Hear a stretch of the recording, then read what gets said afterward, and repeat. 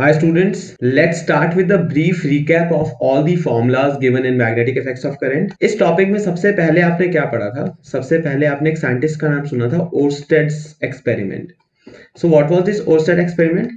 He said that whenever current, एक simple सा experiment था, एक करंट कैरिंग वायर ली, इसके पास एक मैग्नेटिक नीडल यानी कि कंपास रख दिया. जब जब इसमें करंट फ्लो होती थी तब तब उस नीडल में यानी कि मैग्नेटिक कंपास की डायरेक्शन चेंज हो जाती थी. A magnetic needle can change its direction only in the presence of a magnetic field, and that is how it was stated that current produces magnetic field. So एक बात तो हमने clear कर ली कि current produces magnetic field. कितनी और किस direction में, अभी तक ये पॉइंट नहीं क्लियर हुआ. Number 2, what is current? Current is nothing but a moving charge. So इस बात से आप ये भी बता सकते हो कि if you have a moving charge it will produce magnetic field.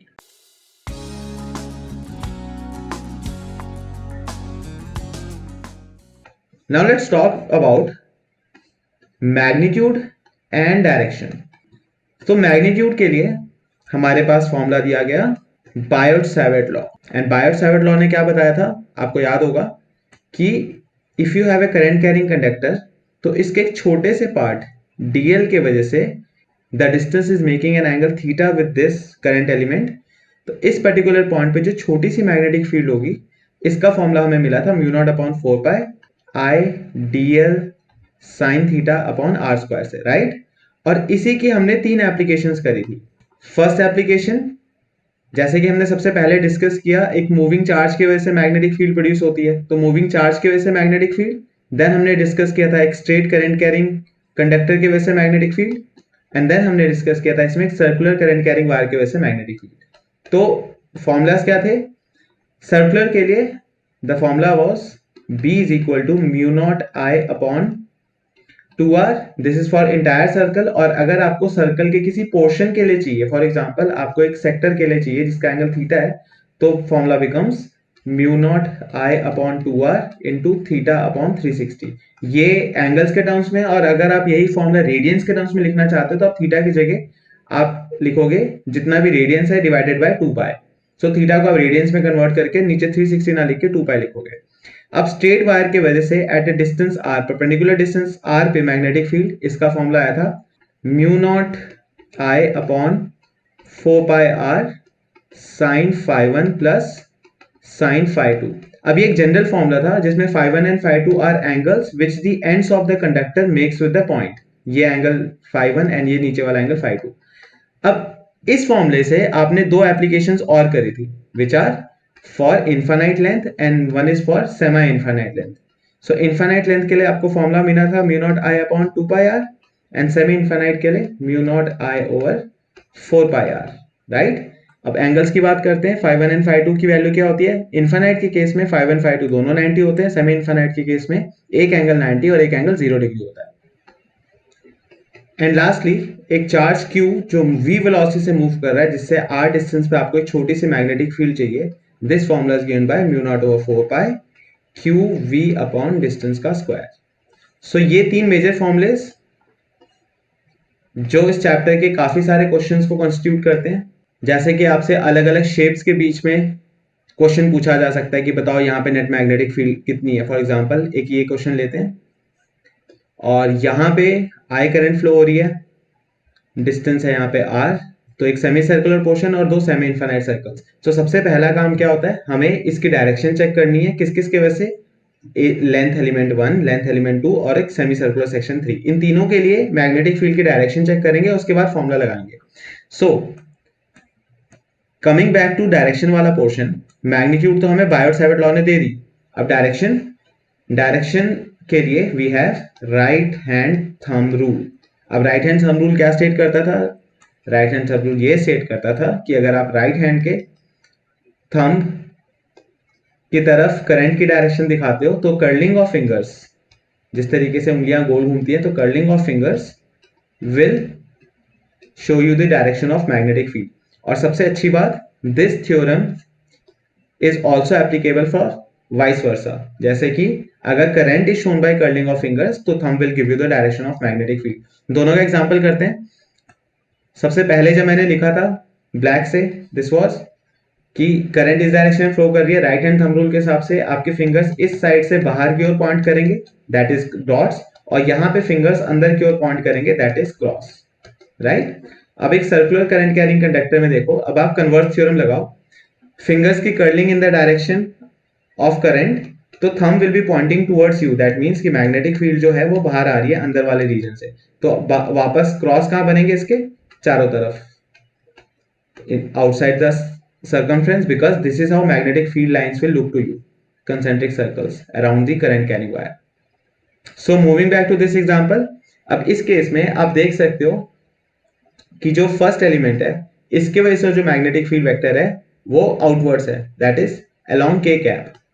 फिर जो सर्कुलर सेमी सर्कुलर पोर्शन है इसके लिए भी के कैप है, और जो नीचे वाला पोर्शन है इसके लिए भी के कैप है, that means net magnetic field आप तीनों की इंडिविजुअल वैल्यू लेके ऐड कर सकते हो सिंपली।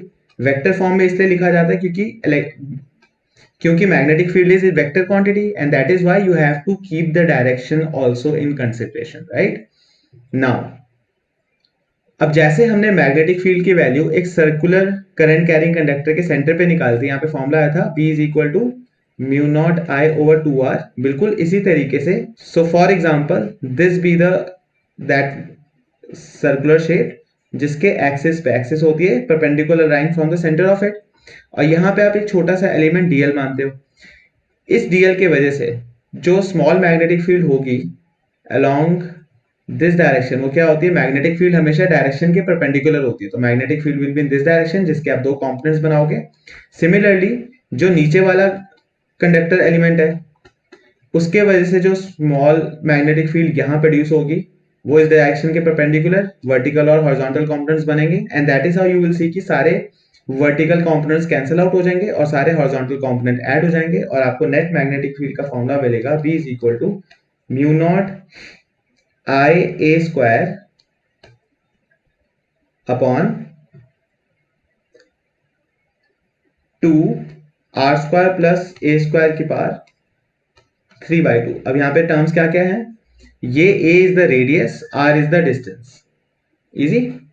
नाउ इस केस में जहां पे formula mu naught I upon 2R था वहां पे r हमने रेडियस के लिए होता, तो I don't suggest you to write answer your formula like this, इसमें आप अपनी कन्वेंशनल वैल्यूज यूज करो। अगर आपको लगता है कि आप रेडियस को ही r से रिप्रेजेंट करोगे और इस डिस्टेंस को a से रिप्रेजेंट करोगे तो आपका फॉर्मूला ऑटोमेटिकली चेंज हो जाएगा, आप उस हिसाब से याद कर सकते हैं।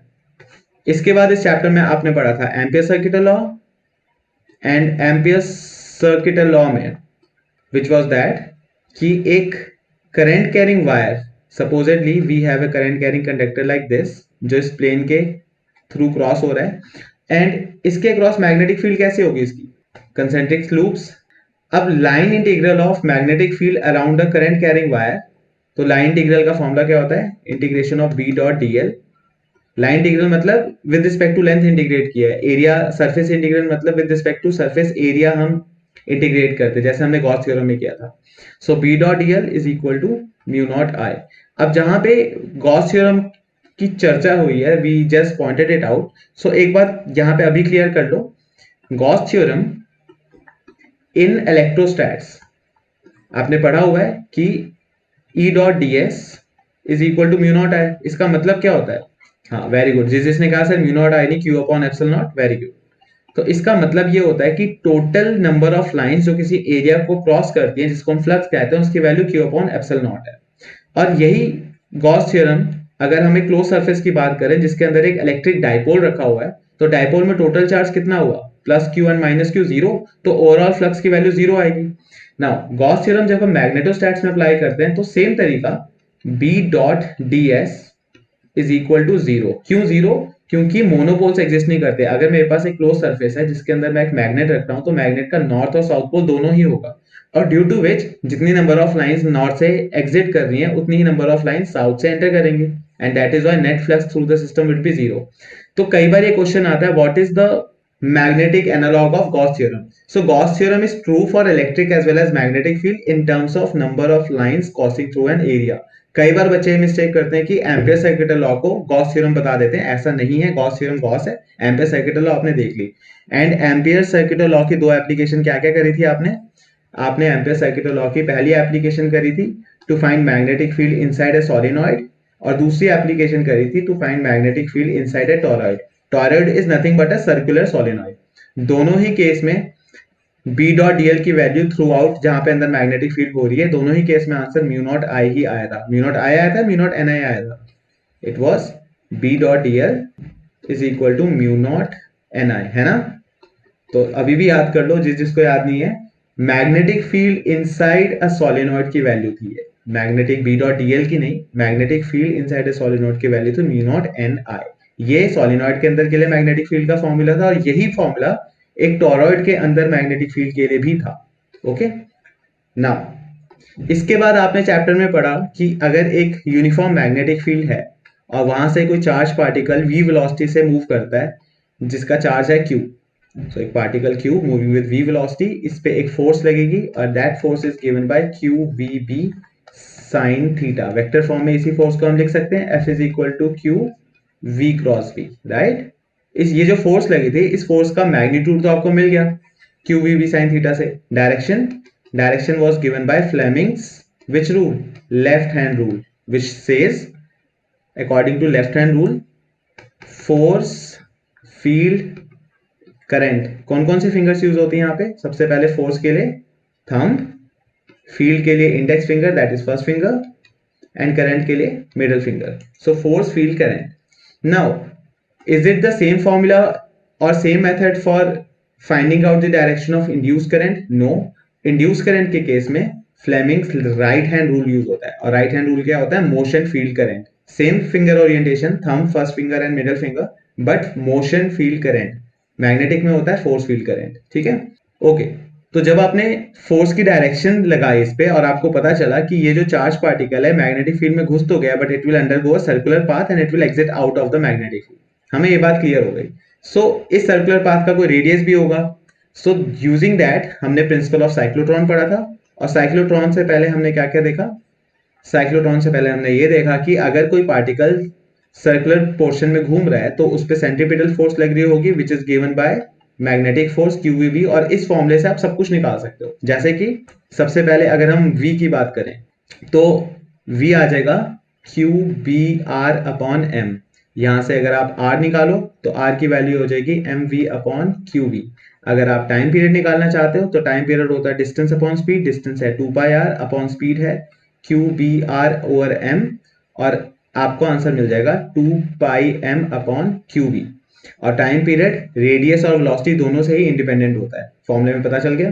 टाइम पीरियड का इनवर्स होता है फ्रीक्वेंसी, तो नेक्स्ट फॉर्मूला फ्रीक्वेंसी का बन जाएगा which is QB over 2πm. और अगर ये फॉर्मूला है आपके पास तो आप एंगुलर फ्रीक्वेंसी भी निकाल सकते हो which is omega is equal to 2π nu, और 2π न्यू करोगे तो ओमेगा की वैल्यू आएगी QB ओवर M. सो आपको ये सारे फॉर्मूले याद रखने की जरूरत नहीं है. आपको सिर्फ एक फॉर्मूला याद रखना है कि centripetal force mv square is provided by the magnetic force. इसके बाद चैप्टर में क्लास पोर्शन आपने और पढ़ा था, वो ये था कि एक चार्ज पार्टिकल को अगर आप मैग्नेटिक फील्ड में भेज रहे हो और उस पर फोर्स लग रहा है QVB, दैट मीन्स एक वायर के अंदर जिसके अंदर बहुत सारे चार्ज पार्टिकल्स मूव कर रहे होते हैं, that will cause a total force on the wire. That means बहुत सारे चार्ज पार्टिकल पे छोटे छोटे बहुत सारे फोर्स लग गए और वो एक एक्यूमुलेटिव फोर्स बन जाता है. और वो एक्यूमुलेटिव फोर्स कितना होता है किसी करंट कैरिंग वायर पे? F is equal to BIL sine theta, BIL sine theta. यहां पे दोस्तों ये बात याद रखना है कि थीटा किस किस के बीच में एंगल है. ये फॉर्मूला आप ऐसे याद रखो, IL क्रॉस B, तो ज्यादा बेटर होगा.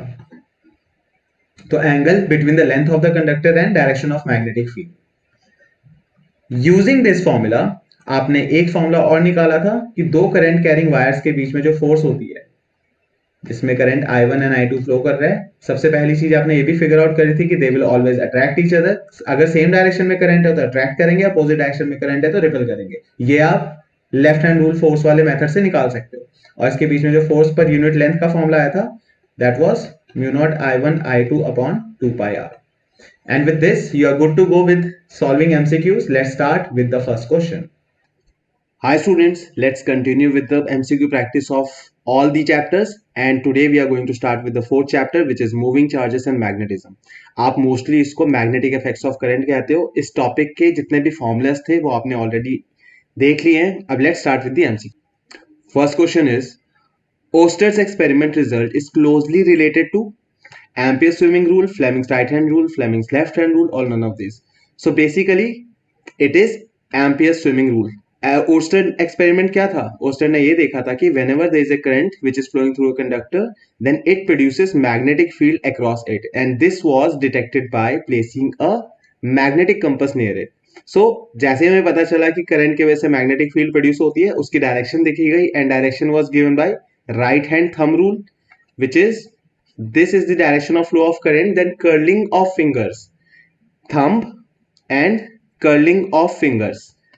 So thumb represents direction of flow of current and curling of fingers represents the direction of magnetic field lines. सबसे अच्छी बात, इसका क्रॉस भी ट्रू है. If thumb represents magnetic field, then curling of fingers will represent the direction of flow of current. Now coming go to the point, for example हमने जो लिया current carrying conductor जिसमें करंट ऊपर की तरफ flow कर रहा है, इसमें क्या होगा?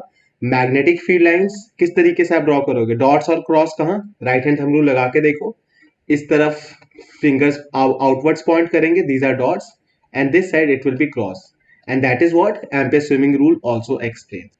Next question, a wire carrying current of 8 amperes from south to north, magnetic field due to 1 centimeter piece of it at P which is 200 centimeter from it is shown as. Now formula क्या होता है magnetic field के लिए? The rule which we have already studied, which is Biot-Savart law. Small magnetic field produced due to a small current carrying element is mu naught upon 4 pi I dl sin theta divided by r square. Okay, so यहाँ पे हमने dB word इसीलिए use किया क्योंकि small magnetic field due to small current element है सिर्फ. लेकिन अगर आपके पास फॉर्मूला में या क्वेश्चन में पर्टिकुलर वैल्यूज है तो you can use same values for the question. So इस क्वेश्चन में हमारे पास वैल्यूज क्या क्या है? करंट की value we have 8 amperes, sine theta sine 30 degree, and dl is 1 centimetre divided by r square. Distance is 200 centimetre which is already 2 metres. इसका हमें सीधे सीधे स्क्वायर लेना है, तो वैल्यूज पुट करते हैं. म्यू नॉट की जगह क्या लिखते हैं हम? We write 4 pi into 10⁻⁻⁷ upon 4 pi. Current 8 amperes, sine theta is 1/2, sine 30 की वैल्यू, और डीएल की वैल्यू 1 सेंटीमीटर. 1 सेंटीमीटर ना लिख के हम इसको 10⁻⁻2 मीटर्स लिख रहे हैं. आर स्क्वायर, डिस्टेंस का स्क्वायर, 2 का स्क्वायर इज 4. सो 4 पाई से 4 पाई कैंसिल आउट, 4 से 2, 2 से ये भी 2, बचा क्या हमारे पास? We are left with 10⁻⁻7 minus 2 is -9 Tesla. So the answer to this question would be D, 10⁻⁻9 Tesla. अब देखो हमने ऑलरेडी ये पॉइंट डिस्कस किया था कि यहाँ पे मैग्नेटिक फील्ड स्मॉल है, and see 10⁻⁻9 is very small value. Next question, a current of 10 ampere is flowing from east to west in a horizontally placed conductor. The magnetic field in vertical plane at a distance of 50 centimeter from it is. सबसे पहले तो vertical plane और सारी direction समझ लो, ये बहुत बड़ा confusion है जो सभी बच्चे हर बार पूछते हैं. एक बार इसको सॉर्ट कर लेते हैं. ये हमारे पास एक करंट कैरिंग वायर है, ठीक है. अब मैंने आपको बोला कि मुझे बताओ इसके north south east west side कौन सी होगी. तो कभी भी आप north south east west direction देखोगे तो नॉर्थ इज दिस, यानी कि ये ऊपर का सारा रीजन नॉर्थ रीजन हो गया, और ये जो नीचे का रीजन है that is south region. Alright. Similarly east west में कोई इश्यू नहीं है. ईस्ट दिस साइड है ना, वेस्ट दिस साइड. अब ये बताओ वर्टिकली अपवर्ड्स और डाउनवर्ड्स का मतलब क्या होगा? उसके लिए एक सिंपल सा डायग्राम बनाते हैं. हम इसी वायर को फिर से ड्रॉ कर रहे हैं. अब वर्टिकली अपवर्ड्स के लिए इस वायर को मैंने एक प्लेन में प्लेस कर दिया. This is a plane in which this wire has been placed, right. Now अगर आप इसके थ्रू एक क्यूब की फॉर्मेशन करते हो लाइक दिस, अब विद दिस डायग्राम आपको क्लियर हो जाएगा कि वर्टिकल प्लेन कौन सा हो गया, है ना. अब ये क्यूब की फॉर्मेशन के हिसाब से आप ये बोल सकते हो कि ये जो हाइट दी गई है इसको, this height is the vertical plane, right. So हमारा जो पॉइंट है इस क्वेश्चन में, this is 50 centimetre in the vertical plane. वो पॉइंट अकॉर्डिंग टू डायग्राम हमारा इस पर्टिकुलर प्लेस में, यानी कि इस रीजन में, which is 50 centimetre above it in the vertical direction. ऐसे चलो ये डायरेक्शन आपने समझ ली. रिप्रेजेंट करने का तरीका क्या होता है? ये आपने नॉर्थ साउथ ईस्ट वेस्ट भी देख लिया, vertically upwards vertically downwards region भी देख लिया. This is vertically downwards region, this is vertically upwards region, किसी भी वायर के अबाउट. नाउ सबसे इंपॉर्टेंट बात इज कि एक्स एक्सिस, वाई एक्सिस और जी एक्सिस के हिसाब से आपकी डायरेक्शन सेंस क्या बनी? X axis is east west वाली line, Y axis is north south वाली line, and Z axis is vertically upwards and vertically downwards वाली लाइन। अब देखो यहाँ पे कंफ्यूजन स्टूडेंट्स को इसीलिए आता है क्योंकि वर्टिकली अपवर्ड्स और डाउनवर्ड्स हम प्लेन पेपर पे कैसे रिप्रेजेंट कर सकते हैं? वर्टिकली अपवर्ड्स तो हवा में हो गया ना, शीट के ऊपर। इसीलिए आपकी स्क्रीन, अगर ये वायर एलिमेंट मैं आपकी स्क्रीन के हिसाब से ड्रॉ कर रहा हूं, अब आपसे बोला गया कि इसके ऊपर दिखाओ वर्टिकल प्लेन में 10 सेंटीमीटर, तो आपका पॉइंट स्क्रीन से बाहर 10 सेंटीमीटर पे, right? This is vertically upwards. लेकिन अगर आपको बोला जाए 10 centimetre north, so this is 10 centimetre north. Vertically upwards screen के बाहर हाथ जाएगा, वर्टिकली डाउनवर्ड स्क्रीन के पीछे हाथ जाएगा। तो वो पॉइंट डेफिनेटली हम इस प्लेन शीट पे which is a 2D thing, इस पे तो रिप्रेजेंट नहीं कर सकते। इसीलिए यहाँ पे वेक्टर्स की हेल्प ली जाती है और हमें कोई भी डायरेक्शन बताने के लिए इस तरीके से सोचना ना पड़ के बहुत ईजी हो जाएगा अगर आप नॉर्थ साउथ ईस्ट वेस्ट को IJK फॉर्मेट में लिख दो। तो डायरेक्शंस नॉर्थ एंड साउथ के लिए आप क्या यूज करोगे? वाई एक्सिस का J, यानी कि J कैप। ईस्ट और वेस्ट के लिए क्या यूज होगा? Definitely I cap. And vertically upwards and vertically downwards, जिसको कई बार normally upwards and normally downwards भी कहा जाता है, इसके लिए आप K कैप यूज करोगे। This is all the direction sense. Now moving back to the values. इस क्वेश्चन में हमारे पास लेंथ नहीं है कि कंडक्टर की कितनी लेंथ है, तो ये कौन सा केस हो गया? इनफाइनाइट लेंथ का केस हो गया। और इनफाइनाइट लेंथ के लिए हमारे पास फॉर्मूला होता है B is equal to mu naught I over 2πr। So mu naught की जगह हमने लिखा 4π into 10⁻⁻⁷। Current is 10 amperes upon 2π into distance was 50 centimetre, 50 into 10⁻², 2, 0 से 0 कैंसिल, तो हमारे पास बचा 2/5 into 10⁻⁻7 plus 2 becomes -5। 2/5 is 0.4 into 10⁻⁵। Point हटाने के लिए ऊपर नीचे 10 से मल्टीप्लाई डिवाइड कर दो। 0.4 जब मल्टीप्लाई होगा 10 से बन जाएगा 4, एंड ये वाला 10 जो डिनोमिनेटर में -1 होके -5 - 1 becomes -6। So 4 into 10⁻⁻6 Tesla, and that's our answer. Next question, if distance between the two wires is 20 centimeter, okay, तो हमारे पास ये distance 20 centimeter है and current is 10 ampere, 10 amperes in both, I की वैल्यू हमें दी गई है, दोनों में I करंट फ्लो कर रहा है तो 10 ampere सेम है। Then magnetic field at point P in the center, P point is at the center, that means first wire से भी 10 सेंटीमीटर एंड सेकेंड वायर से भी 10 सेंटीमीटर, ये पॉइंट ध्यान रखेंगे। अब before solving these kind of questions जहां पे दो या दो से ज्यादा वायर्स या कंडक्टिंग वायर्स जहां करंट कैरिंग कंडक्टर्स होते हैं, वहां पे your first job is to find the direction of magnetic field. की मैग्नेटिक फील्ड की डायरेक्शन क्या आ रही है? लेफ्ट हैंड रूल लगाते हैं, एक काम करते हैं, इन वायर्स को हम फिर से ड्रॉ कर रहे हैं। ये हमारी फर्स्ट वायर है, रीजन आप समझ जाओगे, दिस इज फर्स्ट वायर, और इसके वजह से मैग्नेटिक फील्ड की direction left hand thumb, right hand thumb rule के हिसाब से यहाँ पे डॉट्स इस रीजन में और इस रीजन में क्रॉस, राइट। नाउ अब सेकेंड वायर जो है हमारी, दिस थिंग, इसमें करंट नीचे की तरफ फ्लो कर रहा है। अब यहाँ पे फिर से आप राइट हैंड थंब रूल लगाओ, तो इसके वजह से इस रीजन में क्रॉस आएगा क्योंकि अब आपका थंब नीचे की तरफ पॉइंट कर रहा है, तो इस side curling of fingers inwards और फिंगर्स बाहर की तरफ यहां पे पॉइंट कर रही है, सी। तो दोनों ही वायर्स के वजह से सेंट्रल रीजन पे magnetic field is in the same direction, dot. तो हमें यहां से क्लियर हो जाएगा कि magnetic field B1 and B2 should get added up. तो आप ऐसे भी लिख सकते हो कि दोनों वायर्स की मैग्नेटिक फील्ड निकाल के आप ऐड कर लो, और आप इसको ट्वाइस भी कर सकते हो। तो अब सीधी वैल्यूज डालते हैं। फॉर्मूला है हमारे पास mu naught I upon 2πr। हमारे को डिस्टेंस भी पता है, करंट भी पता है, mu naught is 4π into 10⁻⁷। Current was 10 ampere divided by 2π into distance was, let's check the distance, हमारे पास डिस्टेंस थी 20 सेंटीमीटर। सो दोनों के लिए हो गई 10 एंड 10 सेंटीमीटर। सो 10 इंटू 10⁻⁻2, यहाँ पे 2 बचेगा हमारे पास, और ये 10 और 10 कैंसिल हो गए, कुछ बचा और नहीं बचा। सो हमारे पास 2 इंटू 10⁻⁵, दैट इज इट। सो ये वैल्यूज इसमें डाल दी हमने, ट्वाइस होना ना, that means 4 into 10⁻⁵ Tesla, and hence The answer is B, 4 into 10 power minus 5 Tesla. Next question. Magnetic field at O in the given diagram is in the direction. O point पे magnetic field की direction निकालनी है हमें. सबसे पहले सबसे ज्यादा effect किस कंडक्टर का होगा? लेंथ और दिस लेंथ और this length.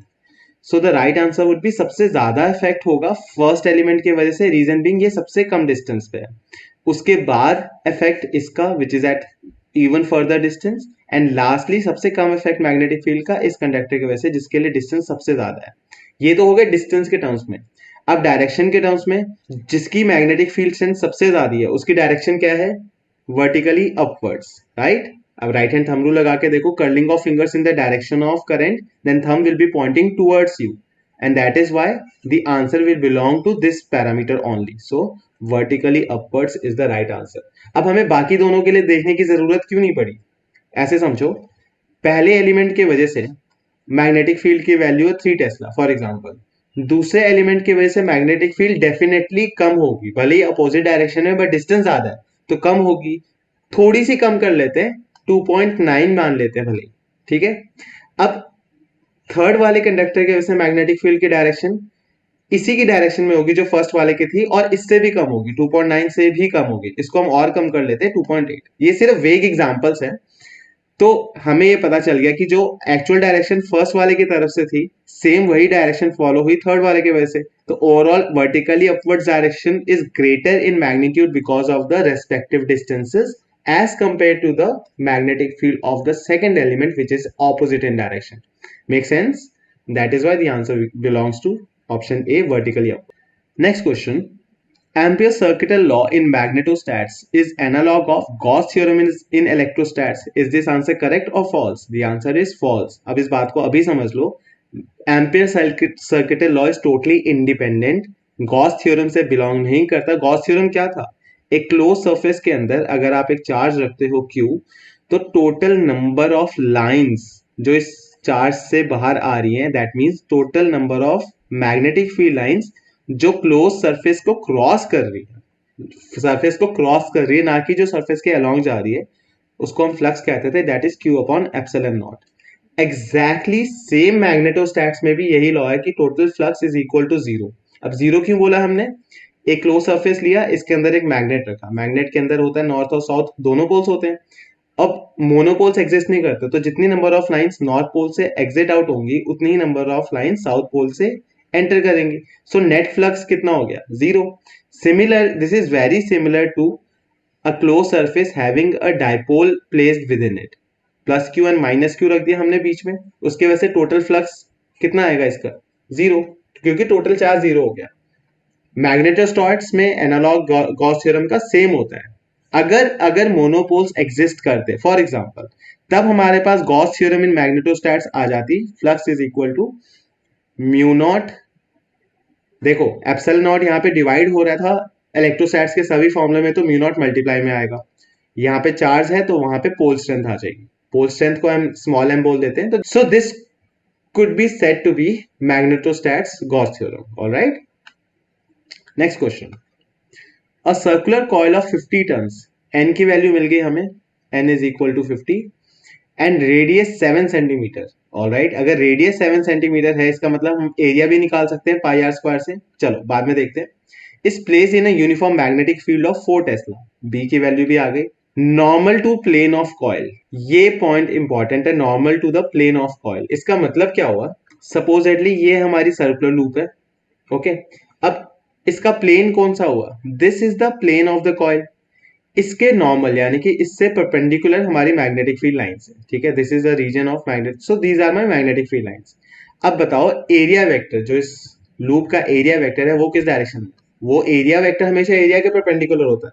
That means area vector और मैग्नेटिक फील्ड के बीच में एंगल कितना हुआ? 0 डिग्री.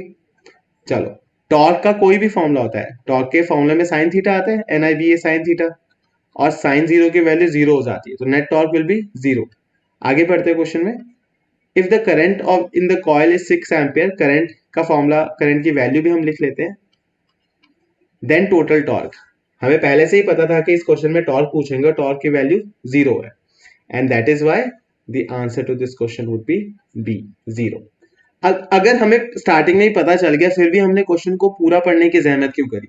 देखो, आपके पास एग्जाम में जब क्वेश्चन आएगा तो make sure you totally read the question and you understand the question completely, because you never know, question के स्टार्टिंग में कुछ देखे एंड में कुछ और पूछ लिया। So read the question completely and make sure you are pointing out the right answer. Okay, ये गलती आप लोग बहुत बार करते हो, student specially, they are like कि फटाफट क्वेश्चन रीड करते हैं। क्वेश्चन जल्दी रीड करने से आपका पेपर कभी जल्दी नहीं खत्म होगा।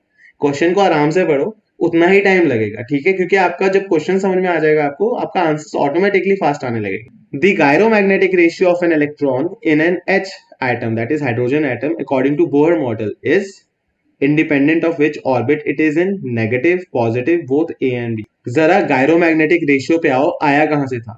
एक हाइड्रोजन एटम का न्यूक्लियस कंसिडर किया हमने, इसके अबाउट एक ऑर्बिट, इस ऑर्बिट का रेडियस हमने r ले लिया, इस ऑर्बिट में एक इलेक्ट्रॉन मूव कर रहा है v वेलोसिटी से। तो अगर हम यहां से करंट की वैल्यू फिगर आउट करें तो करंट क्या आएगा? Current is rate of flow of charge, charge upon time. Although अगर आपको शॉर्टकट में सीधे आंसर चाहिए गायरोमैग्नेटिक रेशियो क्या होता है, तो इसका आंसर होता है E अपॉन 2m, और E is electronic charge which is negative, तो आंसर में नेगेटिव आएगा। एंड इसमें ऑर्बिट, किस ऑर्बिट में इलेक्ट्रॉन मूव कर रहा है उसकी कोई डिपेंडेंसी नहीं है, एन की कोई टर्म नहीं है, तो इससे हमारा आंसर दोनों ही ऑप्शन सही हो गए, independent of which orbit it is in and negative, hence the correct answer is both A and B, right? now the explanation I was giving you was current की value charge upon time, charge हमारा E है, time distance over speed 2 pi r upon speed is v, ev upon 2 pi r, ये हमारी small current आ गई। अब small magnetic moment, magnetic moment का formula आपको पता है, current into area, I into A, यहां से हमें मिलेगा ev upon 2 pi r into area which is pi R square, पाई से पाई काट दिया हमने, आर से आर भी कट गया, आपको मिलेगा E V R upon 2। This is one of the value of magnetic moment, E V R upon 2। और यहीं से अगर आप एंगुलर मोमेंटम की वैल्यू लो, not momentum, angular momentum. So momentum क्या होता है? Mass into velocity, and angular momentum mass into velocity into distance, that's a moment of momentum, है ना? तो एंगुलर मोमेंटम को आप एल से रिप्रेजेंट करते थे, which is mass into velocity, momentum into distance. So इन दोनों को अगर आप डिवाइड करते हो, m अपॉन एल को, m क्या है? Magnetic moment of electron, and l क्या है? Angular momentum. तो आपके पास बचेगा v और r कट जाएगा, आपके पास आंसर आएगा E अपॉन 2m। इसी को गायरोमैग्नेटिक रेशियो बोलते हैं। ओके, और आप इसकी वैल्यू, होमवर्क आपका, फाइंड आउट करो इसकी वैल्यू क्या होती है, उस वैल्यू को याद करो। सो ऑप्शन हमारे पास है आंसर में both A and B, and we are moving on to next question which is the sensitivity of a moving coil galvanometer increases with the decrease in। देखो, इस क्वेश्चन को थ्योरेटिकली भी समझते हैं और फॉर्मूले से भी समझते हैं। थ्योरेटिकली याद करो कि एक मूविंग कॉइल गैल्वेनोमीटर का डायग्राम कैसे बनता है।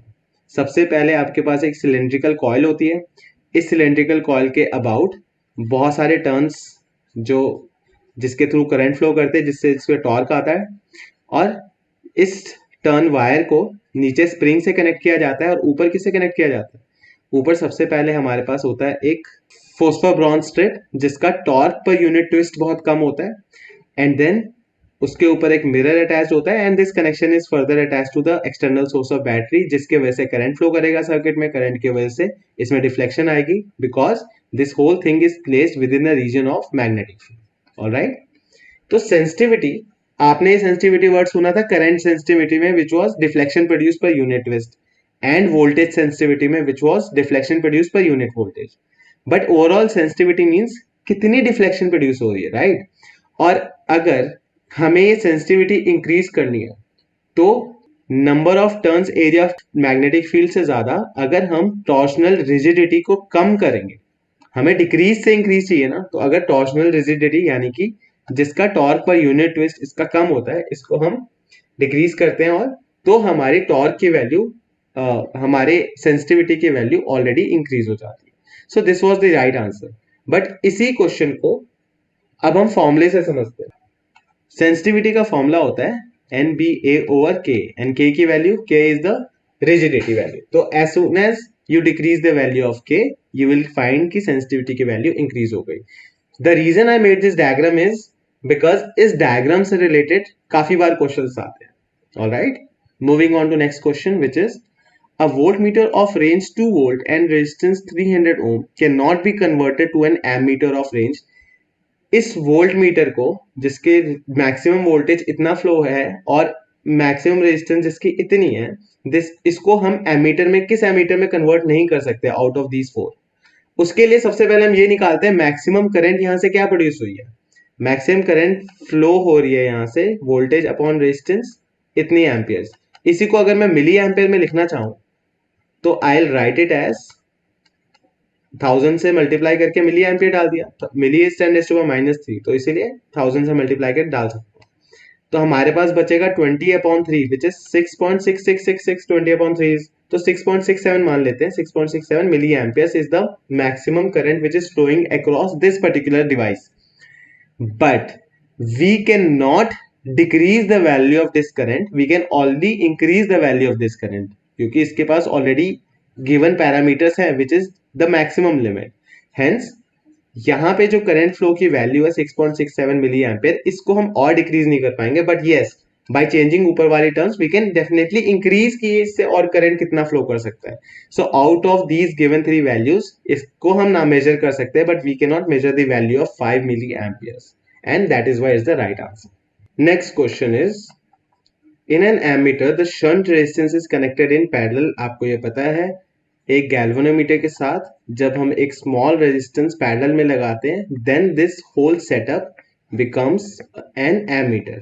ओके, और अगर सेम चीज किया जाए लेकिन सीरीज में, एक गैल्वेनोमीटर के साथ एक रेजिस्टेंस आर सीरीज में लगाया जाए then this whole setup becomes a voltmeter, right. Voltmeter में सीरीज में रेजिस्टेंस लगता है, गैल्वेनोमीटर में पैरेलल में लगता है। ऑल्सो गैल्वेनोमीटर वाला रेजिस्टेंस काफी छोटा होता है ताकि overall resistance of ammeter decrease हो जाए।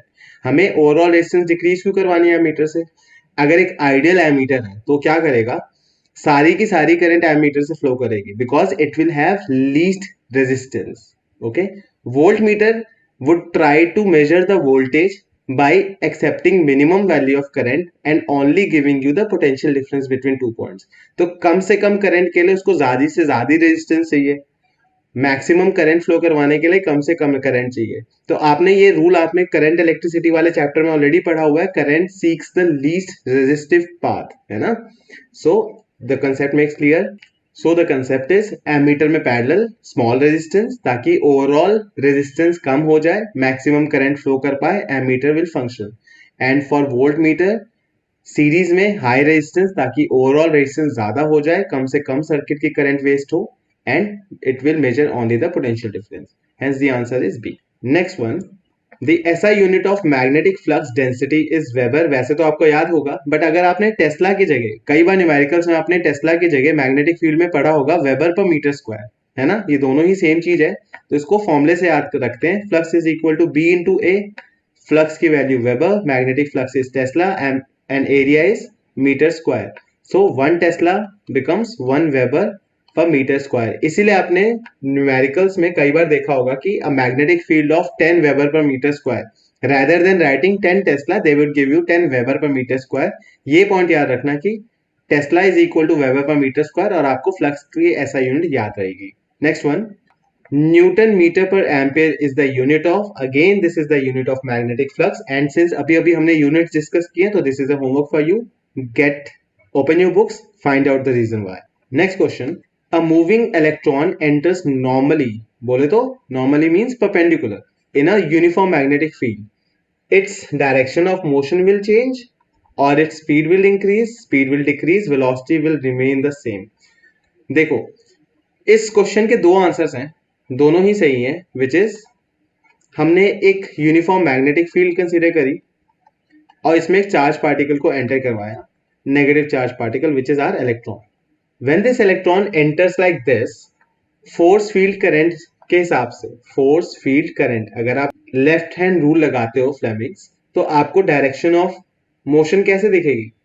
डायरेक्शन ऑफ मोशन आपको कुछ इस तरीके की दिखेगी कि this charge will undergo circular path of this motion. अगर यही पॉजिटिव चार्ज होता तो आपको सर्कुलर पाथ ऊपर की तरफ मिलता। ओके, डेफिनेटली डायरेक्शन चेंज होती है, बट वेलोसिटी पे क्या फर्क पड़ता है? Since the charge particle undergoes a complete circular path, तो वर्क डन जीरो हो गया, और वर्क डन जीरो हो गया, वर्क एनर्जी थ्योरम के हिसाब से kinetic energy remain same. Okay, so velocity also remain same, तो ऑप्शन ए और डी में से दोनों ही सही है। Next one, in a magnetic field acting along x axis. Okay, तो ये हमने एक्स एक्सिस के अलोंग मैग्नेटिक फील्ड ड्रॉ कर दी। Conductor carries a current along the Y axis, this is our current carrying conductor, जिसमें current Y axis के along flow कर रहा है। The force experience by the conductor is along, force की direction, ये straight forward question है force field current वाले, Fleming's left hand rule का लगा के देखो। Field along x axis, current ऊपर की तरफ, तो आपका thumb, your thumb will be pointing inward to the what, inward to screen, है ना, स्क्रीन में आपका थंब इनवर्ड अंदर की तरफ पॉइंट कर रहा होगा, that is y minus negative z axis. Same चीज ये क्या हो गया, स्क्रीन के पीछे वाला साइड हो गया ना, जहां पे हमारा थंब पॉइंट कर रहा है। यही चीज अगर करंट नीचे की तरफ फ्लो कर रहा होता है, फॉर एग्जाम्पल इस कंडीशन में हमने करंट नीचे की तरफ माना, अब आप लेफ्ट हैंड रूल लगा के देखो, तो magnetic field along right side, middle finger नीचे की तरफ, तो thumb is pointing towards you, that will be plus Z axis, तो के कैप। लेकिन इस पर्टिकुलर क्वेश्चन में minus Z axis, which is minus K cap. Next question is, for conversion of a galvanometer into an ammeter one should use a small resistance in parallel, जो अभी हमने discuss किया था, a low resistance in parallel. Next question, the time rate of work done by a magnetic field on a charged particle moving on a helical path. अब time rate of work done का क्या होता है formula, work done is force into displacement, और displacement होती जाती है zero, क्यों, overall distance move by charge particle in a magnetic field is circular in nature, and that is why ऐसे एक रोटेशन कंप्लीट होता है हमारे पास, वैसे ही वर्क डन की वैल्यू जीरो हो जाती है। And since work done zero हो गया, तो time rate of work done upon time, किसकी बात पूछी गई आपसे, पावर की, power is rate of doing work, right, so hence the answer is zero. Next one, in a certain region of space electric field E and magnetic field are perpendicular to each other. पता चल गया किस topic का question है ये, जहां पे charge particles undeflected जा सकते हैं, जिसे आपने वेलोसिटी फिल्टर या वेलोसिटी सिलेक्टर वाले टॉपिक में पढ़ा था। चलो आगे बढ़ते हैं, क्लियर हो जाएगा।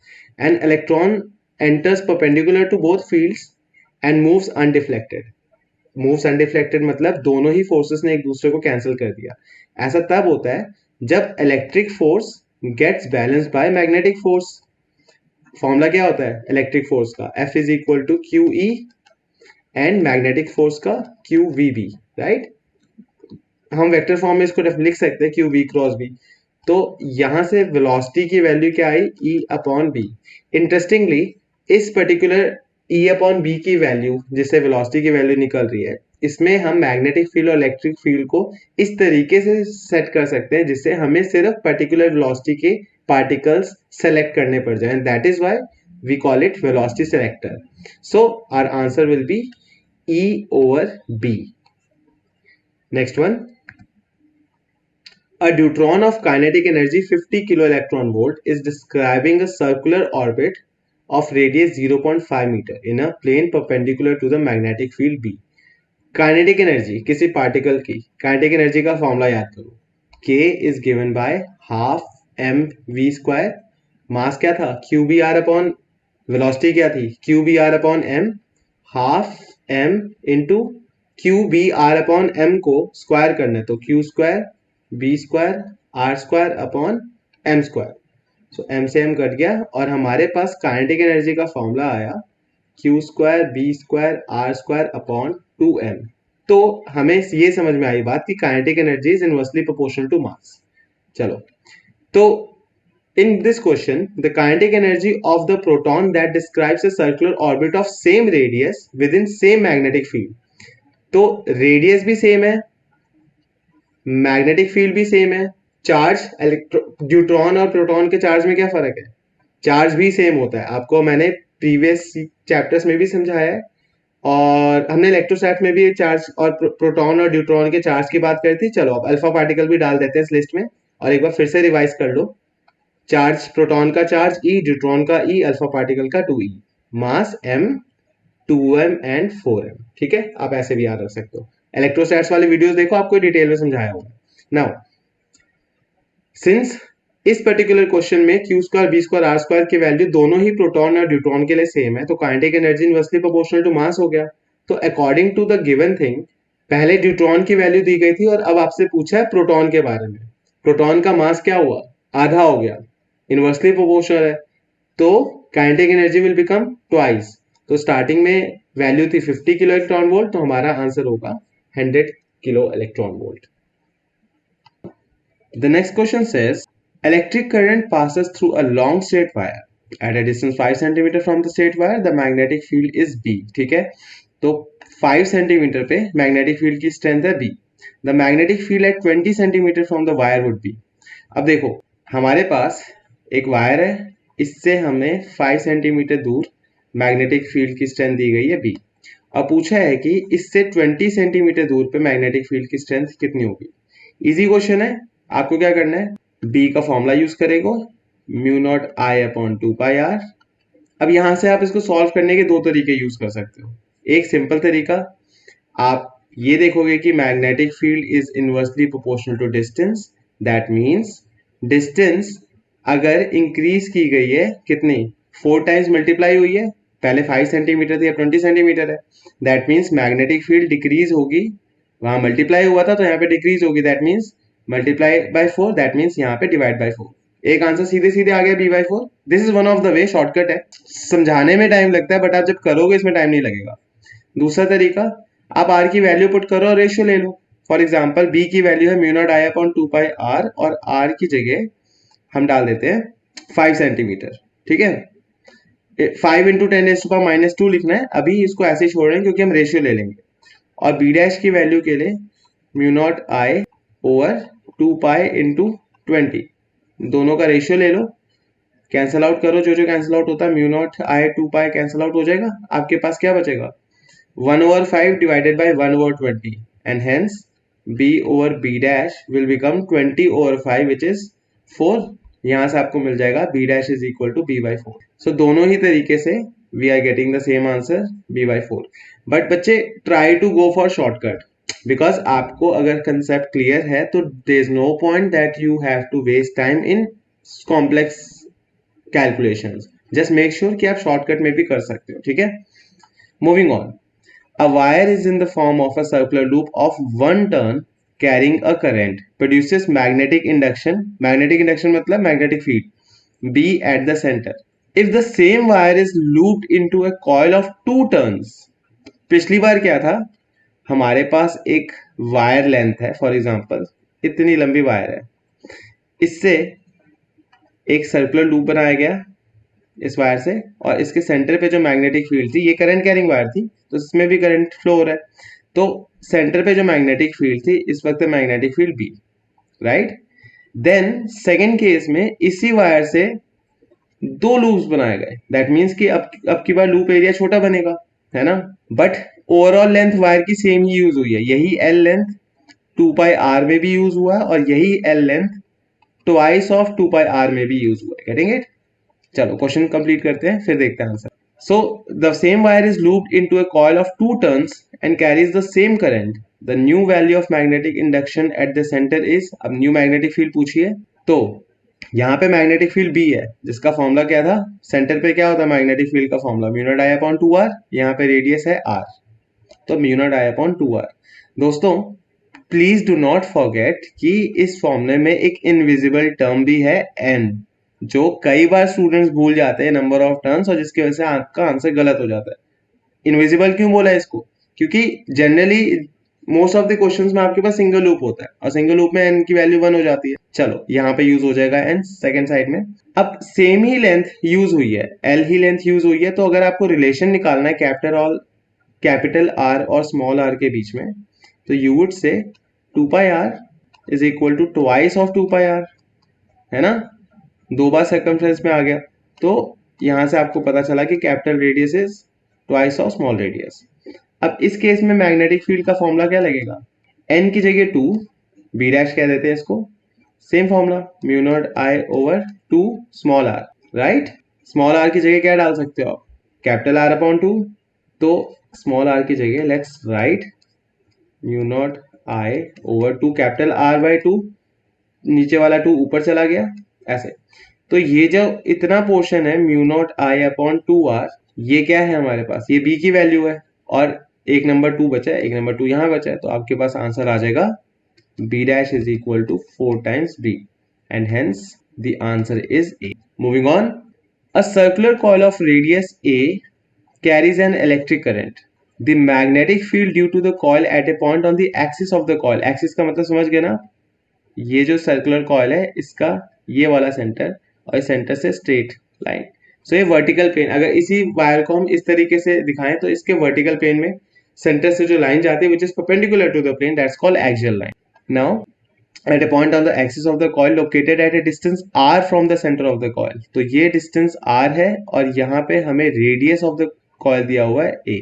अब जनरली इस सिचुएशन के लिए फॉर्मूला क्या होता है, आपको मैं दोनों फॉर्मूला याद दिलाता हूँ. b is equal to mu naught I a square upon 2r cube. This is the formula when r is greater than a. Otherwise general formula इसका ये होता है b is equal to mu naught I a square, ये same रहता है, upon 2 a square plus r square की power 3/2. This is the general formula for the magnetic field on the axis, that means यहाँ पे due to current carrying loop, and इसका special case when r is greater than a, special case में this is the answer. तो we can see that कि magnetic field is inversely proportional to r cube, and hence correct option will be B. Next, a solenoid has 1000 turns per meter length. If a current of 5 ampere is flowing through it, then magnetic field inside the solenoid is, अब magnetic field inside a solenoid का formula क्या होता है, simple mu naught N I, है ना, and small N क्या होता है, this is the number of turns, total number of turns per unit length, जो इस केस में हमें दिया हुआ है 1000 और 10⁻³ तो यूज करते हैं इन वैल्यूज को. म्यू नॉट की जगह 4 पाई इंटू 10⁻⁻7, स्मॉल एन की जगह 10⁻³ and what is the value of current here, current is 5 ampere. So 5 times 4 is 20 pi into 10⁻⁻7 plus 3 becomes -4. एक जीरो और कैंसिल कर दो तो क्या बचेगा, 2 pi into 10⁻⁻3, and hence A is the right answer. Next question. If the distance between two current carrying wires is doubled, then the force between them is, okay, so force का formula अगर आप इस फॉर्मूले से देखोगे force पर unit length का, तो फॉर्मूला क्या था, mu naught I1 I2 upon 2 pi r. That means force is inversely proportional to distance, or you can say force per unit length is also inversely proportional to distance. This is one of the way of seeing it. Another way of seeing it, starting के questions में हमारे पास एक ऐसा question आया था जिसमें दो wires के बीच में मैग्नेटिक फील्ड पूछी गई थी, राइट. तो मैग्नेटिक फोर्स के बारे में क्वेश्चन है, फोर्स किस पे डिपेंड करेगा, मैग्नेटिक फील्ड पे, और magnetic field again inversely proportional to distance होती है. तो किसी भी तरीके से आप देखो, आप एनालॉजी से फिगर आउट कर लोगे कि force is inversely proportional to distance. That means अगर डिस्टेंस डबल हुआ है तो force would get halved. Easy. Next question. The coil of a moving coil galvanometer is wound over a metal frame in order to provide electromagnetic damping, and this damping is done by indirectly eddy currents, right? अब हम इसके बारे में detail में पढ़ेंगे electromagnetic induction वाले chapter में कि एडी करंट कैसे प्रोड्यूस होती है, बट शॉर्टकट में जब भी फ्लक्स चेंज होता है तब एडी करंट्स प्रोड्यूस होती है, और एडी करंट अपने ही कॉज को हमेशा अपोज करती है. And that is why galvanometer का जो थोड़ी देर पहले आपने डायग्राम देखा था, पिछले कुछ क्वेश्चन में आया था जब मैंने मूविंग कॉइल गैल्वेनोमीटर का आपको सर्किट डायग्राम फिजिकल शो किया था कि जनरल आइडिया क्या होता है. वहां पे जब कॉइल्स को जब तक हम एक मेटल फ्रेम पे नहीं डालेंगे तब तक हम एडी करंट के यूज से उसकी वाइब्रेशंस को रिस्ट्रिक्ट नहीं कर पाएंगे. इसी कंसेप्ट का एक और एक नाम भी है डेड बीट गैल्वेनोमीटर. ये आप पढ़ोगे, इसमें आपने पढ़ा भी होगा, और इलेक्ट्रोमैग्नेटिक इंडक्शन वाले चैप्टर में आप इसको और डिटेल में पढ़ोगे. Next question. In a moving coil galvanometer a current I in its coil produces a deflection theta. Then formula क्या होता है, फॉर्मूला बहुत सिंपल है, I is equal to G times theta, where what, where theta is the deflection produce and I is the current, G is the galvanometer constant. G का formula क्या होता है? G is K over N B A. Alright, so यहाँ से हमें सीधे सीधे पता चल गया, ये बहुत स्ट्रेट फॉरवर्ड फॉर्मूले वाला क्वेश्चन था। सो दोस्तों यू आर सीइंग कि कई बार एमसीक्यूज में, क्योंकि ऑप्शंस कम है, कंसेप्ट बहुत ज्यादा आएगा आपके पास, बट कुछ एक क्वेश्चंस ऐसे होंगे जो स्ट्रेट फॉरवर्ड फॉर्मूले पे बेस्ड होंगे। Make sure you follow that. Next one, the ratio of voltage sensitivity and current sensitivity of a moving coil galvanometer. आपको रिलेशन याद होगा कि वोल्टेज सेंसिटिविटी का फॉर्मूला होता है करंट सेंसिटिविटी डिवाइडेड बाय जी। आप इस फॉर्मूले को कैसे याद रख सकते? बस आप इसको ओम्स लॉ की तरह नहीं देखोगे, ये वोल्टेज सेंसिटिविटी और करंट सेंसिटिविटी के बीच में रिलेशन है, और यहाँ से आपको पता चलेगा कि अगर आप वोल्टेज और करंट सेंसिटिविटी के बीच का रिलेशन निकालोगे, so that will be 1/g, and hence the answer is A. Next question, two thin long and parallel wire separated by distance d carrying current I ampere each. The magnitude of force per unit length exerted by one wire on the other is. Force पर unit length का formula अभी हमने थोड़ी देर पहले discuss किया था, which was mu naught I1 I2 over 2 pi r. r is the distance. अब according to this given question the parameters are I1 and I2 की वैल्यू सेम है I, so that will become mu naught I square upon 2 pi. अब r क्या है? Distance d, तो हमारा correct answer हो जाता है mu naught I square over 2 pi d. Next, two parallel wires carrying current in the same direction attract each other due to magnetic force. क्योंकि देखो इलेक्ट्रिक फोर्स, मैग्नेटिक फोर्स तो आपको reason पता ही है, लेकिन electric force, mutual induction and electromagnetic EMF, these are not related anywhere with the force between two current carrying wires. और एक चीज, इसी कंसेप्ट को आप ऐसे भी देख सकते हो कि ये करंट कैरिंग वायर है और हम इस वायर की वजह से रेड वायर पे फोर्स की डायरेक्शन फिगर आउट करना चाहते हैं। तो सबसे पहले इस ब्लू वायर की वजह से डॉट एंड क्रॉस लगाओ according to the direction. Dot किस साइड लगेंगे? इस साइड डॉट लगेंगे और इस साइड क्रॉस हो गए, राइट। अब जरा ब्लू वायर को भूल जाओ, सिर्फ रेड वायर की बात करो। रेड वायर पे force field current left hand rule लगा के देखो, मैग्नेटिक फील्ड अंदर के साइड, करंट ऊपर के साइड, तो आपका thumb should be pointing towards left and that will show you कि this wire will get attracted towards the blue wire. So आपको ये पॉइंट याद रखना है कि two current carrying wires having current in same direction, they attract each other, whereas two current carrying wires having current in opposite directions will repel each other. All right. Further, a strong magnetic field is applied to a proton at rest. Proton rest पे है, then अब since हम magnetic effects वाला chapter कर रहे हैं जिसमें किसी चार्ज पार्टिकल को मैग्नेटिक फील्ड में भेजा जाता है v वेलोसिटी पे, तो उस पर एक फोर्स लगता है। फोर्स का फॉर्मूला क्या है? F is equal to q we B sine theta. इसी फॉर्मूले को आप कैसे देखते हो? क्यू वी क्रॉस बी से। एनीवे यहाँ पे वेलोसिटी जीरो है, रेस्ट पे रखा हुआ है, तो हमें पहले से क्लियर हो गया कि फोर्स जीरो होगी। अब the particle moves in opposite direction of the applied field, we don't think so. The particle moves in the direction of applied field, still don't know. Don't know नहीं, we can not. The particle moves in the direction of applied field, नहीं, force ही नहीं लग रहा तो move कैसे करेगा, है ना। Neither opposite direction nor along the direction, the particles continues to be at rest and that is the apt answer. The particle execute circular motion automatically गलत हो गया। Next, a charge of 5 millicoulomb enters a uniform magnetic field parallel to the direction of field. ठीक है, तो यहाँ पे भी कोई खास फर्क नहीं है पिछले क्वेश्चन की तरह। Supposedly these are magnetic field lines, जो मैग्नेटिक फील्ड की डायरेक्शन है, और इसके पैरेलल हमारा charge particle, this is the charge particle q which is moving in this direction. Okay, अब फॉर्मूले में F is equal to q we B sine theta, इसमें थीटा क्या था? Theta is the angle between velocity vector which is this one and magnetic field vector which is this one, और दोनों के बीच में एंगल इस वक्त 0 डिग्री है। 0 डिग्री की वजह से फोर्स की वैल्यू हो गई 0 and hence it will move undeviated. दोस्तों कई बार आपको ऐसे क्वेश्चंस भी फेस करने को मिलेंगे जिसमें बहुत सारे ऑप्शंस, लंबे लंबे आंसर्स आपको दिए होंगे, बट यू मेक श्योर, मैंने पिछली वीडियोस में भी आपको समझाया है कि जब भी आप क्वेश्चन पढ़ते हो तो try to figure out the answer without reading the options. आप ऑप्शन जनरली तब पढ़ोगे जब आपको क्वेश्चन से आप आंसर क्लियर नहीं है। अदरवाइज फिजिक्स में, स्पेशली फिजिक्स एंड मैथ्स में, आप क्वेश्चन पढ़ोगे और आपको सॉल्व करके आंसर निकल जाएगा अपने आप, बहुत इजी काम है ये।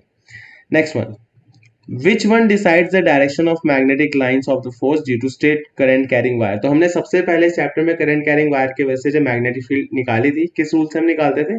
Right hand thumb rule. और ये रूल आपको याद होगा, thumb in the direction of current and curling of fingers will give you the direction of magnetic field. और मैं हर बार आपको यही बताता हूं कि इसका इनवर्स भी ट्रू है, ठीक है।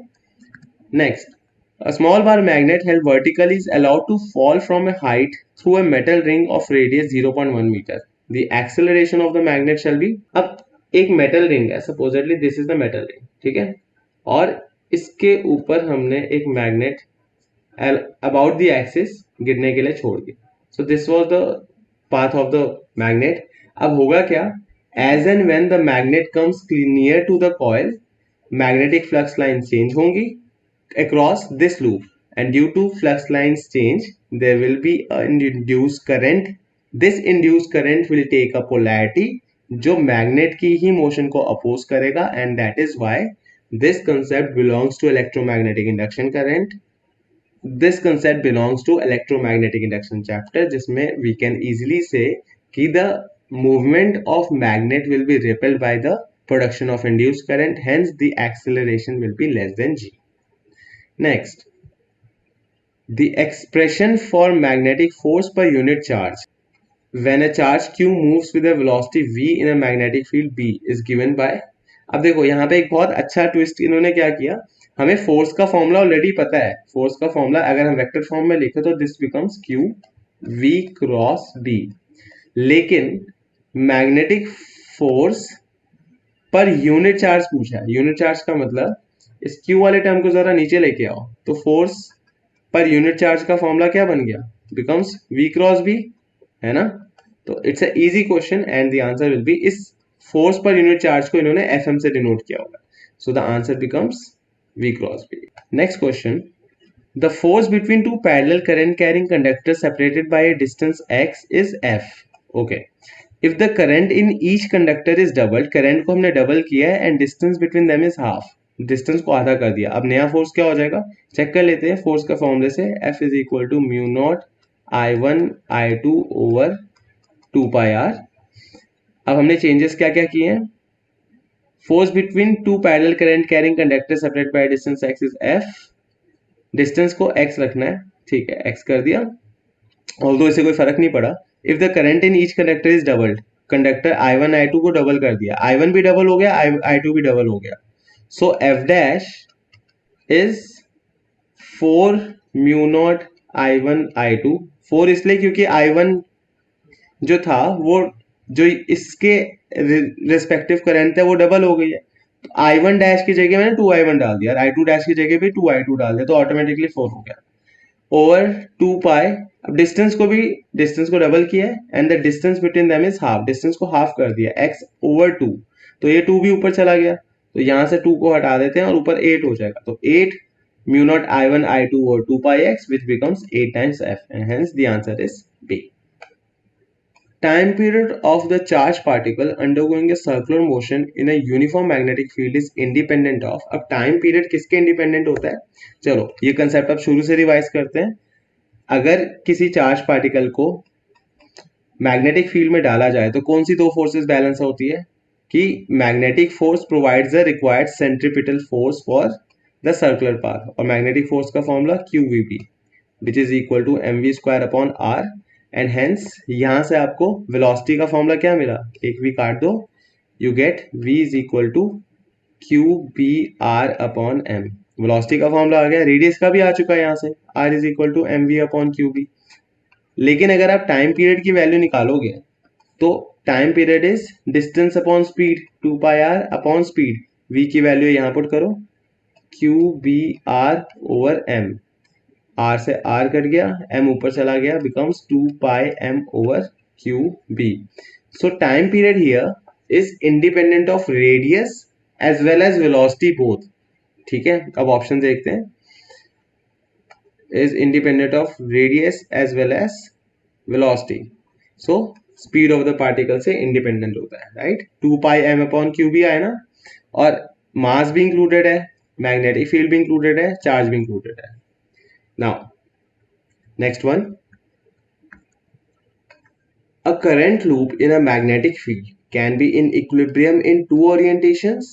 Can be in equilibrium in two orientations, one stable while the other is unstable. और first option में था both the equilibrium states are unstable. Now without reading further, अभी तक हमें क्लियर हो गया क्वेश्चन के बारे में कि इस क्वेश्चन में हमें इक्विलिब्रियम पोजीशन को स्पेसिफाई करना है. When a current carrying loop, supposedly this is a current carrying loop, and this loop is placed in a magnetic field. Okay, so this is my magnetic field region. Now a loop can be in equilibrium when we say कि there is no torque acting on it. Torque का formula क्या होता है? It is NIBA sin theta, and if there is a current carrying coil, that means current exist करेगा, number of turns हो ना हो कोई फर्क नहीं पड़ता, नहीं भी होंगे number of turns 2 3 4 तो 1 तो होगा ही. मैग्नेटिक फील्ड एग्जिस्ट कर रहा है because it is place in a magnetic field reason, और सिंस करंट कैरिंग लूप है तो उसका एरिया भी होगा. सो टॉर्क के जीरो होने के लिए the only thing left is sine theta. अब थीटा की वैल्यू जीरो होती है for both 0 degree and 180 degree, है ना. That means if area vector and magnetic field, जैसा कि डायग्राम में शो हो रहा है, are in the same direction, then I will say it is 0 degree, so it can be regarded as stable equilibrium. Whereas अगर theta is 180 degree, still torque zero होगा, but that will be called as unstable equilibrium. This is totally same as the stable and unstable equilibrium case which you have studied in electrostats, जब एक dipole को electric field region में रखते हैं. Alright, so let's now we know what is the answer to the question. So let's read all the options carefully again. First one, can be in equilibrium in two orientations, both equilibrium states are unstable. नहीं, दोनों unstable नहीं होगी, एक stable और एक unstable. So can be in equilibrium in two orientations, one stable while other is unstable. हमें सही answer मिल गया. We can proceed to next question. Two circular coils 1 and 2 are made from the same wire, but the radius of the first coil is twice that of the second coil. Okay, इतना जो data है इसको feed करते हैं कि we have two circular coil, एक circular coil 1 कह दिया and there is another circular coil 2. They are made of same wires and radius of first wire, इसका रेडियस हमने कैपिटल आर लिख दिया, इसका रेडियस स्मॉल आर लिख दिया, और हमें पता है कि capital R is twice of small r. ठीक है, the radius of the first coil is twice that of the second. Further the question is what ratio of potential difference, voltage पूछा है, should be applied across so that the magnetic field at their centers is same. तो दोनों के across कौन सा voltage लगा सकते हैं ताकि मैग्नेटिक फील्ड सेंटर पे सेम हो. अब यहाँ पे मैग्नेटिक फील्ड अगर मैं कहूँ B1 है, सेकेंड कॉइल में मैग्नेटिक फील्ड B2 है, तो हमें ये बता दिया गया है कि B1 B2 सेम है. मैग्नेटिक फील्ड का फॉर्मूला क्या होता है? Mu naught I upon 2R. तो म्यू नॉट I1, पहले में करंट I1 डाल दिया, 2 कैपिटल आर की जगह अभी के लिए 2 स्मॉल आर ही लिख लेते हैं क्योंकि हमें बाद में चेंज करना पड़ेगा, राइट. और B2 के लिए mu naught I2 over 2 small r. क्या क्या कटा है यहां से? Mu naught 2R. ओके, हमारे पास है I1 over 2 is equal to I2 over what, nothing, I2 over 1 ही है, वो 2R तो कट गया था. अब करंट का फॉर्मूला क्या होता है? Current is voltage over resistance. Resistance के बारे में ही बात करते हैं. अब रेजिस्टेंस के लिए हमारे पास 2 पाई आर लेंथ की रेजिस्टेंस, अगर मैं बोलूं R ओम्स है, ओके, इसके लिए हम लिख लेते हैं 2 pi small r, that will give you what, small are की जगह हम कैपिटल R बाय 2 लिख सकते हैं. तो इतने की वैल्यू R ओम थी, तो नेक्स्ट वाले की वैल्यू R बाय 2 ओम्स हो जाएगी. तो हम करंट को वोल्टेज और रेजिस्टेंस के फॉर्मेट में अगर डालते हैं, I1 की जगह V1 ओवर रेजिस्टेंस हमने R मानी है फर्स्ट की, 2 पहले से ही था, इज इक्वल टू I2 के लिए V2 ओवर सेकंड की रेजिस्टेंस कितनी हो गई? R by 2. तो 2 ऊपर चला गया, हेंस R भी कैंसिल आउट कर दो, और यहां से आपको मिला कि V1 over V2 is equal to, ये 2 और 2 मल्टीप्लाई हो जाएंगे, 4/1. So ratio of the voltage becomes 4 volts, and hence the answer is C. Next question. A square current carrying loop is suspended in a uniform magnetic field acting in the plane of the loop. Acting in the plane of the loop इसका मतलब क्या हुआ? Magnetic field, देखो ये हमारा square loop है और इसका एरिया वेक्टर ड्रॉ कर दिया ऐसे. अब जो मैग्नेटिक फील्ड है वो there magnetic field lines are acting in the plane of the loop. That means angle कितना हुआ एरिया वेक्टर और मैग्नेटिक फील्ड के बीच में? यहाँ पे एंगल हो गया 0 डिग्री. तो हमें पता है there is no torque acting on it, so net force on all 4 wires would be 0. चलो आगे पढ़ते हैं. If the force on one arm of the loop is F, तो आउट ऑफ दीज 4 लूप्स अगर हम कहें कि इस पर्टिकुलर लूप पे इस पर्टिकुलर साइड पे फोर्स F है और हमें ये भी पता है कि there is no net force on the entire thing, that means the effective force on rest 3 sides of the square will also be equal to F but opposite in direction, and hence our answer would be the net force on the remaining 3 arms of the loop is minus F. तभी total force balance होगी, है ना? Next question. A particle of mass m, charge q and kinetic energy j enters a transverse uniform magnetic field of induction B. Magnetic field की value दी गई है. After 3 seconds the kinetic energy of the particle will be. Kinetic energy कभी नहीं change होती है when a particle is moving in a magnetic field, and hence after 3 seconds the kinetic energy will still remain same. हम already cyclotron concept को discuss कर चुके हैं previous questions में. Now next one. A galvanometer coil has a resistance 100 ओम, ठीक है, and it gives a full scale deflection for a current of 30 milliamperes. अभी तक के स्टेटमेंट में से आप क्या क्या बोल सकते हो? लिख लो वैल्यूज कि गैल्वेनोमीटर की रेजिस्टेंस थी 100 ओम्स और it gives a full scale deflection for a current, maximum current. देखो फुल स्केल डिफ्लेक्शन का मतलब क्या होता है? सपोजेडली ये गैल्वेनोमीटर नीडल है and this is the reading. ये रीडिंग स्केल है जहां से हम रीड करते हैं कि हाँ इतनी डिफ्लेक्शन मिली है. अब गैल्वेनोमीटर में आपको पता है कि अगर फुल स्केल डिफ्लेक्शन मिली है that means this is the maximum limit, इससे ज्यादा वो रीड कर ही नहीं सकता. तो मैक्सिमम करंट, क्योंकि हमें मिली है full scale deflection, so maximum current which can flow through it is 30 milliamperes. हमें क्वेश्चन में ऑलरेडी दे दी गई ये बात. इससे हम ये निकाल सकते हैं कि इस गैल्वेनोमीटर का, जिस गैल्वेनोमीटर की बात कर रहे हैं, ये मैक्सिमम वोल्टेज कितना मेजर कर सकता है. Let us find it out. V is equal to IR. I की value 30 milliamperes which is 30 into 10⁻³ and resistance is 100. 1 2 और 3 0 तो 10⁻³ से कट गया, बचा 3 वोल्ट. तो हमें इस गैल्वेनोमीटर की कॉन्फ़िगरेशन के बारे में ऑलरेडी वैल्यूज पता चल गई कि galvanometer can measure maximum 3 volt. चलो फर्दर क्वेश्चन में क्या बोलता है. If it is to work as voltmeter of 30 volt range, the resistance required to be added will be. अब हमें इस गैल्वेनोमीटर को कन्वर्ट करना है एक वोल्ट मीटर में ऑफ 30 वोल्ट रेंज, यानी कि this galvanometer should be able to read 30 volts. ये कैसे पॉसिबल होगा? जब हम इसके साथ सीरीज में एक रेजिस्टेंस लगा देंगे. और इस रेजिस्टेंस का काम क्या होगा? देखो जब आप गैल्वेनोमीटर के साथ एक सीरीज में रेजिस्टेंस लगा देते हो तो this entire thing is what? This entire thing is a volt meter, है ना. अब इसी चीज को आप ऐसे भी लिख सकते हो वोल्ट मीटर को, and this voltmeter has to measure 30 volt. लेकिन हमें ऑलरेडी पता है कि this galvanometer can read only maximum 3 volt.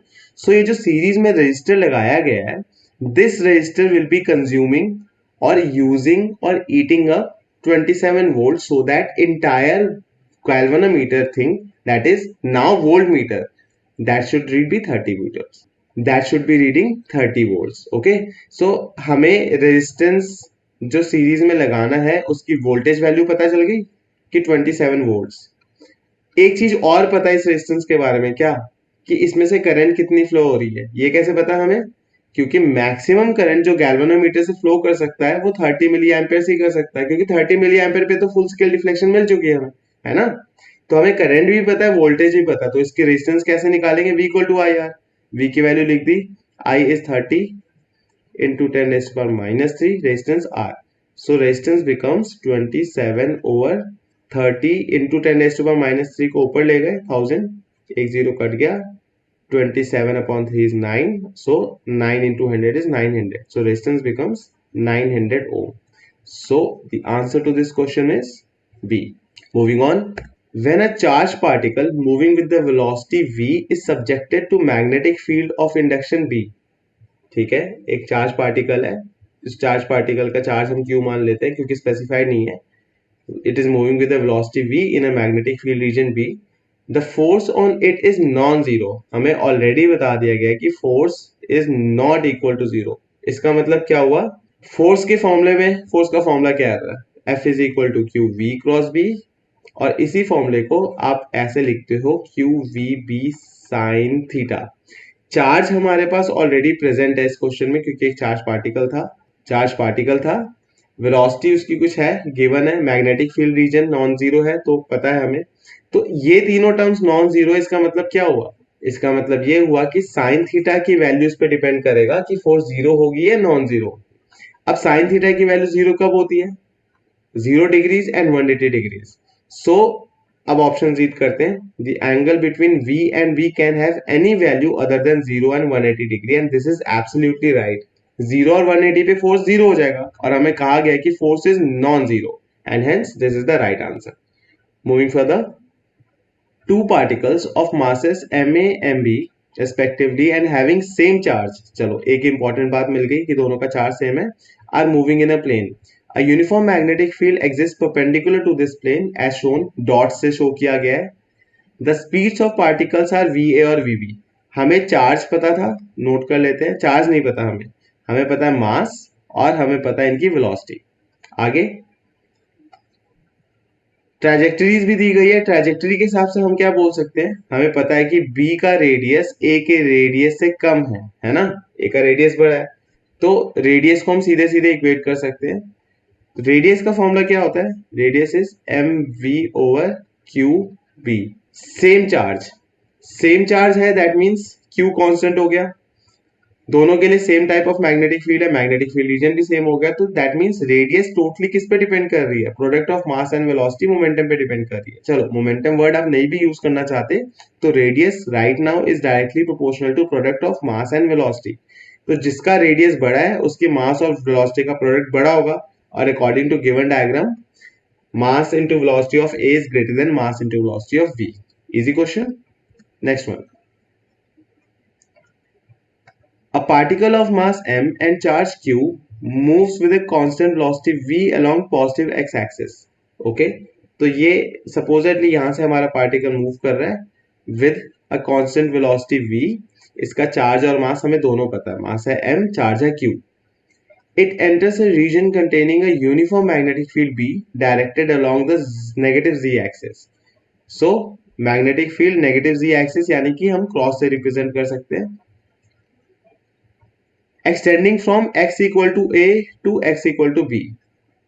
So x equal to a से start होके x equal to b तक ही magnetic field region है, like this. तो ये एक पूरा region हम इस तरीके से mark कर देते हैं कि this entire green region is a magnetic field region जो vertically inverse है. Okay? Now हमारा पार्टिकल कैसे जा रहा था? Particle was going along x-axis like this. The moment our particle will enter this region, it will undergo circular path, and this is the trajectory of circular path. Question में ये पूछा है the minimum value v, minimum value of velocity required so that particle can just enter the region x greater than b. So particle को इस region में पहुंचना है जहां पे मैग्नेटिक फील्ड नहीं है, x greater than b. Okay, इस रीजन में पहुंचने के लिए कम से कम वेलोसिटी क्या होना चाहिए? बहुत इजी क्वेश्चन है. आपको सिर्फ ये देखना है कि इसका रेडियस कितना है. इस पॉइंट से पार्टिकल ने स्टार्ट किया था, है ना. ये supposedly centre of the circular path है. सर्कुलर पाथ कौन सा? हमें पता है कि particle when subjected in magnetic field should experience a circular path, है ना. तो सर्कुलर पाथ के हिसाब से this radius should be what? ये रेडियस हो गया b माइनस ए. वेलोसिटी का फॉर्मूला क्या होता है? Q B are upon m. Radius कितना है यहाँ पे? b minus a Q B are upon m. So this is the minimum velocity by which the particle will just leave the green region and enter the purple region, and according to question the particle will just be able to reach a region which is x greater than b, है ना, question में हमसे यही पूछा गया है. So same answer है option B. Next one,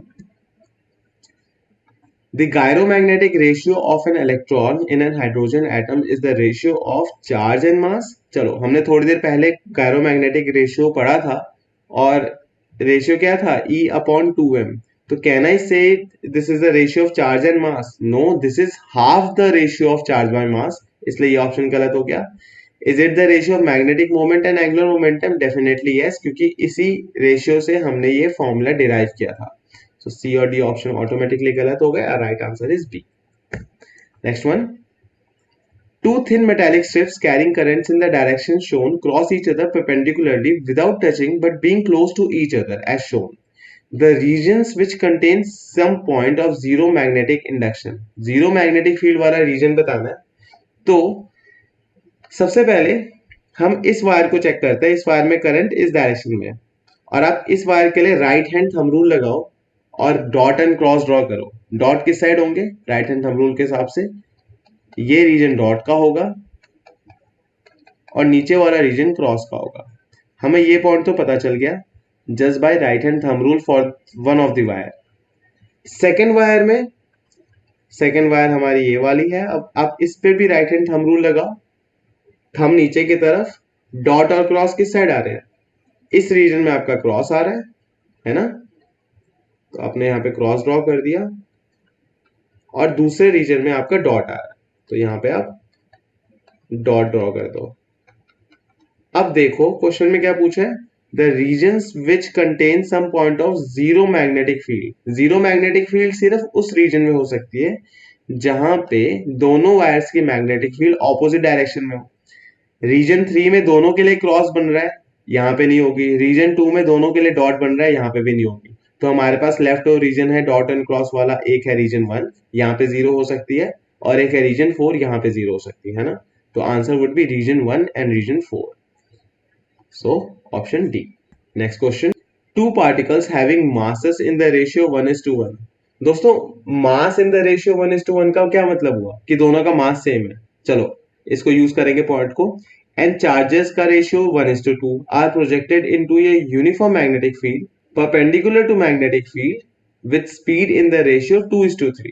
तो हमें पता चल गया कि वेलोसिटी का कोई रेशियो है, उनके चार्ज का भी रेशियो है, and they are projected in a magnetic field normal to it.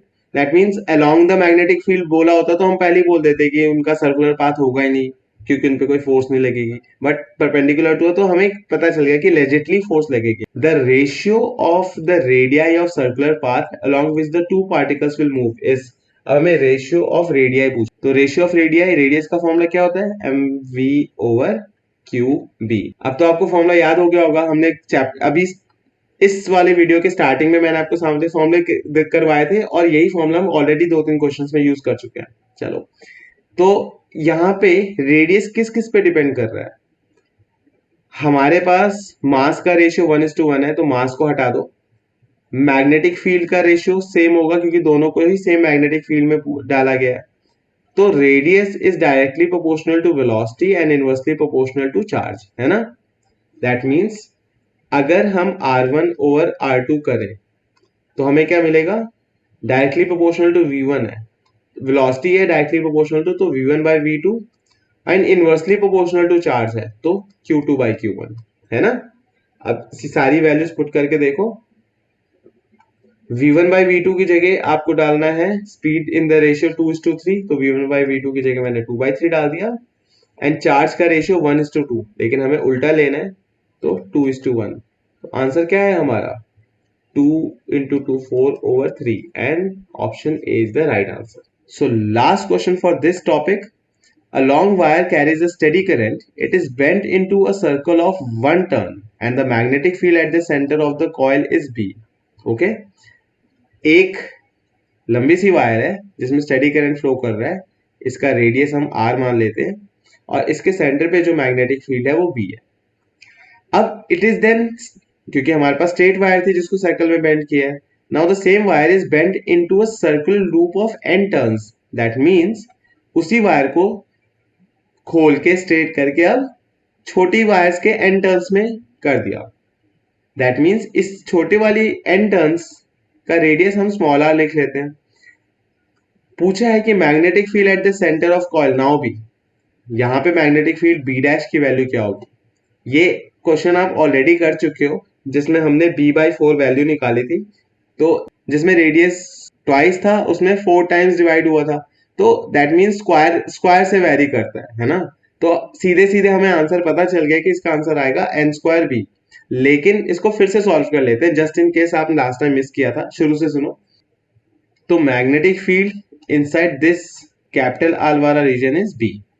Okay, which is μ0I/2r. एक चीज पता चल गई हमें. अच्छा, दूसरा, इसी वायर को अगर हम छोटे टर्न्स वाले कॉइल में रोटेट करें जिसकी n नंबर ऑफ टर्न्स है इसमें, यहाँ पे सेंटर पे जो मैग्नेटिक फील्ड B है वो आ जाएगी n times μ0I/2 small r. अब कैपिटल R और स्मॉल r में क्या फर्क है? द फर्क is 2πr circumference of the bigger coil is equal to n times circumference of smaller coil, है ना. तो कैपिटल R की वैल्यू मिल गई आपको n टाइम्स r. चलो, एक पॉइंट हमें मिल गया. तो R की जगह आप क्या लिख सकते हो? R की जगह आप लिख सकते हो कैपिटल R अपॉन n. सो n टाइम्स, हम b डैश की वैल्यू निकाल रहे हैं, μ0I/2 स्मॉल r की जगह हमने लिखा कैपिटल R अपॉन n. वो अपॉन वाला n ऊपर चला गया और ये n² बन गया. अब ये जो μ0I/2r था, this was b only. So b dash becomes n² times b. सो देखो, अभी आप एक फॉर्मूला बना के इसको याद ही कर लो कि जितने टाइम्स रेडियस कम होता है उतने टाइम्स मैग्नेटिक फील्ड की वैल्यू उतने उसके स्क्वायर के टाइम्स बढ़ जाती है. So this was all from this particular video. I'll be meeting you again with another set of questions from the same chapter ताकि आपकी प्रैक्टिस और अच्छी हो जाए और आप किसी भी टाइप का क्वेश्चन एग्जाम में अटेम्प्ट करने के लिए कॉन्फिडेंट हो जाए. ऑल्सो, अगर आपको कोई भी डाउट है, you feel like you need more practice, you want to convey any particular message to our faculty members, just drop a message in the comment section and we will help you. So see you there. Bye bye.